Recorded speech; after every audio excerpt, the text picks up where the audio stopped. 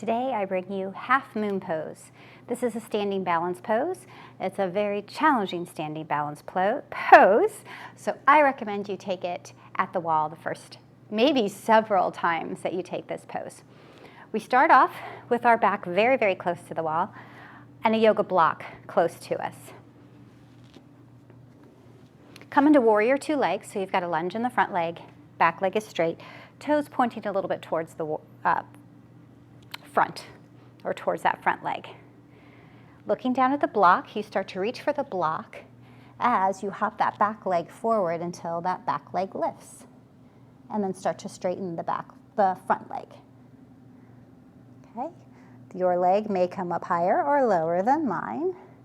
And right now I have my shoulder blade, my right shoulder blade up against the wall to assist me. I highly encourage you to do that the first few times you take this pose. Maybe for you it's part of your back, part of your backside, your behind, something like that. Okay, press out through that back heel. You can get a nice stretch for the hip. You can continue to look down if that is more available for you, a little bit easier perhaps, or you can look straight ahead. Another option would be to lift the top arm. And over time, you might find that you can shift your body forward or away from the wall a little bit, and it's right there for you when you need it.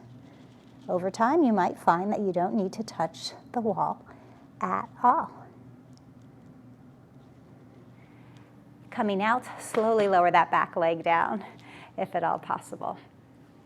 So that is half moon, a very challenging standing balance pose taken at the wall. Of course, you could take side two very easily by turning around. Don't even have to go far. Placing the block in front of the other leg and moving on to side two. I hope you'll give it a try, and I really hope you'll reach out to me and see if we can work together virtually or in person.